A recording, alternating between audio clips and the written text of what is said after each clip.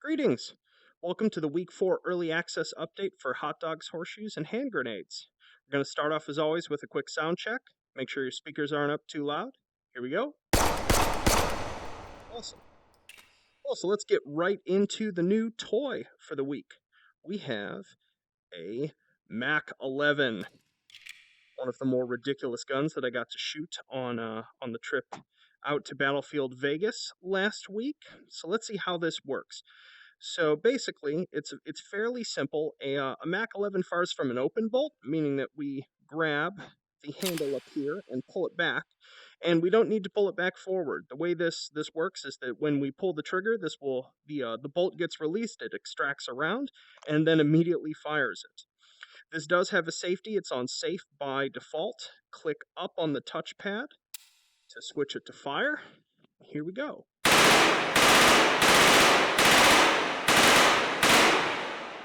Excellent. Let's dump out that mag real quick.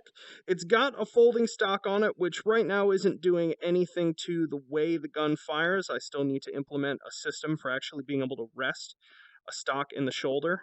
So for now, it's just there to play with. You might find it a little bit easier to aim with. Your mileage may vary.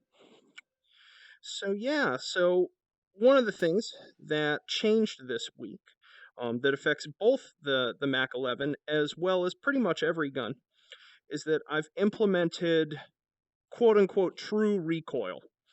In that, basically, you'll have noticed if you've been playing that when you fire, the gun does kick back a little bit, but it's very, very twitchy. The recoil is purely visually, and basically for like 1 to 3 frames, which is not long enough to actually affect the trajectory of the next round, even for something that cycles as fast as the Mac-11. So I'll demonstrate here with the 1911. But basically, wasting around. If I put this up in front of me now and fire this, you'll notice that it kicks and takes a moment to reset. I'll demonstrate this actually with the TT here. So let's compare for a moment. I'm going to first fire this in a spaced manner, leaving enough time for it to reset.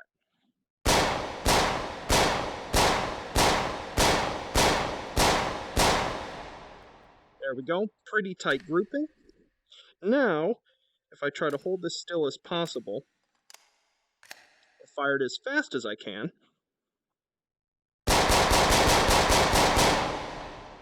you'll notice that it both climbs and wavers. Every firearm has a different rate for this that's based off of basically how good is the grip, how powerful is the cartridge that it's firing. Now, I know that this is going to be contentious for some of you. Some of you would rather be that the barrel is always straightforward relative to the controller until we actually get some real physical haptics that can knock the controller back. This is an experiment. I want to get feedback on it. If you guys try it and you absolutely hate it, it'll either come out or it'll be some sort of toggleable option. We'll see. But I first just want to see how it works for folks. Here, I'll do it with the Mac-11 so you can see what its spray pattern is like. I will admit the way recoil works here is mildly inspired by Counter-Strike, but probably a little more random. Okay, so we're on fire. So I'm going to hold this as still as I can and just hold the trigger down. Oh, there we go. I loaded an empty magazine. Silly me. Forgot to spawn lock it. There we go. And we're on fire. So notice how it climbs and gets wider as it goes up. And this is at 10 feet. You can see if we clear this and send this out to, say, 35 feet, a weapon like this gets pretty extreme.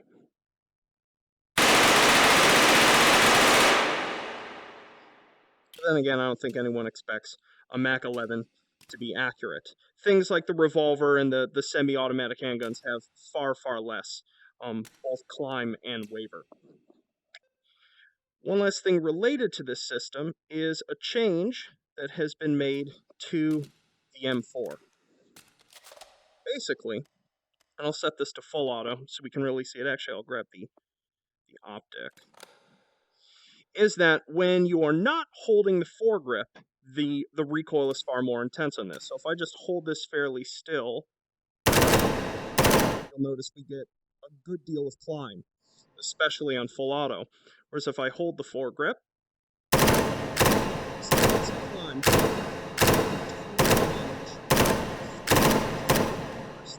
and still be fairly accurate with it. Cool.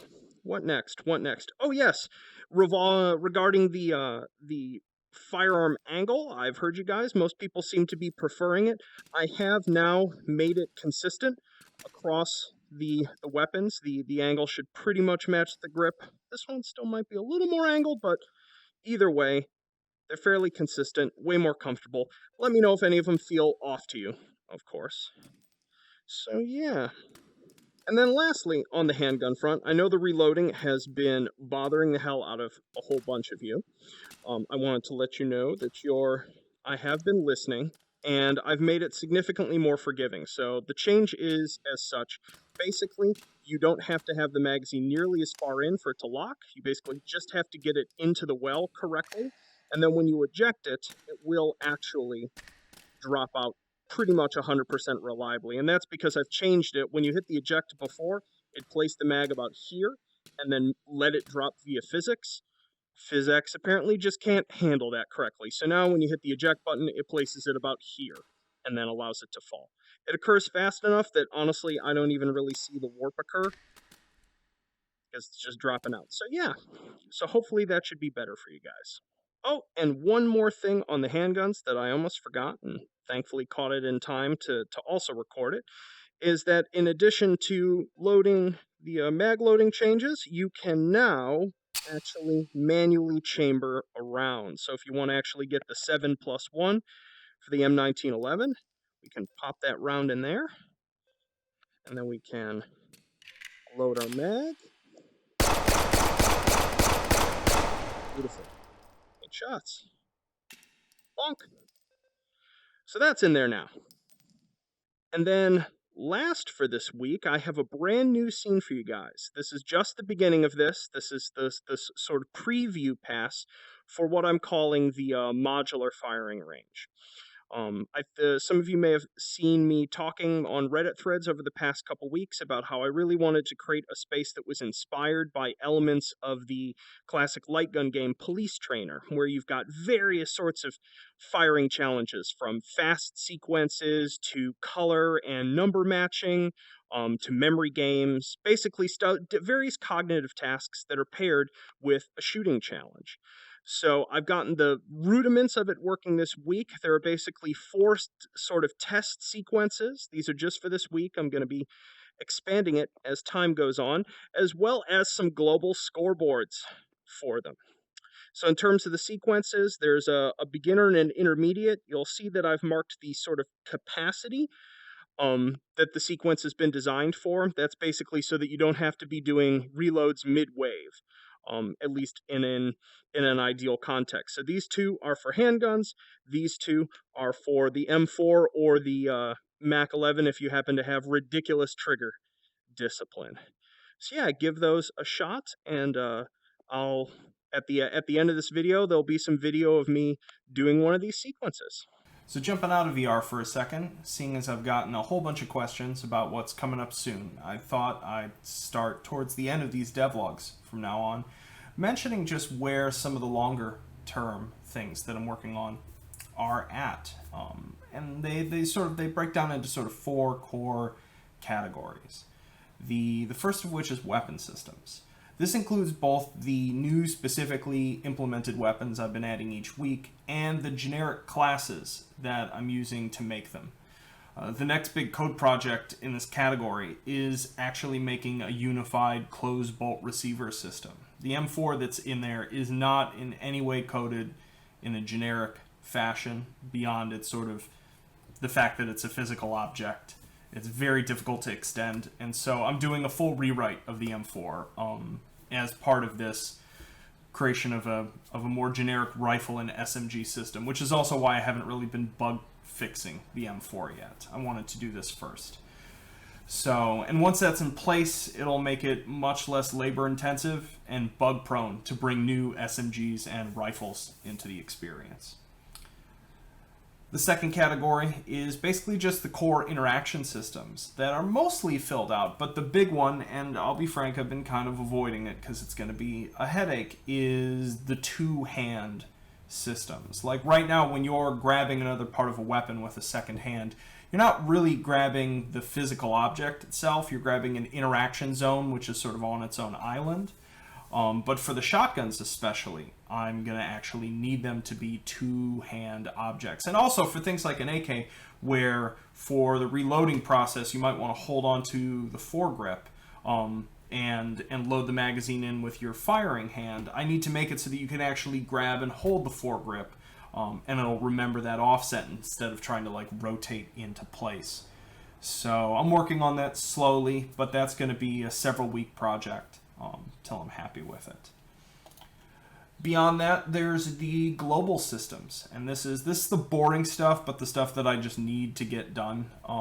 Event tracking being the biggest one. What do I mean by this? It's basically just recording every action that takes place in the game correctly categorized and making it so that other systems can listen in to certain channels for that. So the simplest example is right now none of my target sequences have an accuracy percentage, which is a huge omission.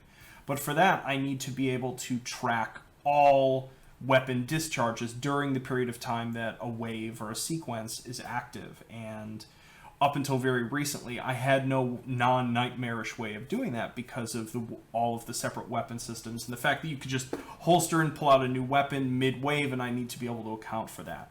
So I'm not quite at the point where I can get the event system working, but I'm almost there. The other purpose of an event system is to be able to do some perf tracking stuff, especially seeing on various configurations at what point performance becomes problematic in terms of empty mags on the ground and things like that, and actually just clearing them out if it does become a problem, in addition to giving you manual control over that. And then lastly, game mode expansions. Now that I have the modular range in, I finally have a code structure that is generic enough that I can have many different types of targets and target behaviors and timing types, spawn pattern types, and I can mix and match those. And so while the 4 sequences are in there, just have one target, it's not terribly exciting, the system supports a whole bunch more. And so now that that's in there, I can start expanding it. I really want to do a whole bunch of like pattern matching style ones. That was the mode from Police Trainer I loved the most. The sort of like quick recognition, match the color, match the shape. I may actually look at a couple like visual spatial IQ test sections, because I love perceptual challenges like that, especially when you have to do them fast. And I'll probably be mixing that up with the more standard targets. Speaking of which, I actually have it in another tab. Someone asked if I'd be doing IDPA or a US PSA style target. That'll for next week. I'm going to get one of those in on the indoor range, probably, and possibly into the modular range when it's relevant. I do need to look up. I haven't been able to find, if any of you know what the point scoring should be, if there's even a consistent point scoring that is applied to those, to the IDPA that actually has the 3 zone types. For the life of me, I can't. I've found 3 different people who score them 3 different ways. So if there's a right way, I'd like to know it. Otherwise, I'll just come up with my own scheme. And yeah, and of course with the game modes as well, I know all of the UI stuff looks absolutely terrible. I'm not a graphic designer at all. And so once I have some time, I'll actually be sitting down with Lucas, one of the guys I work with, to make that look not horrendous.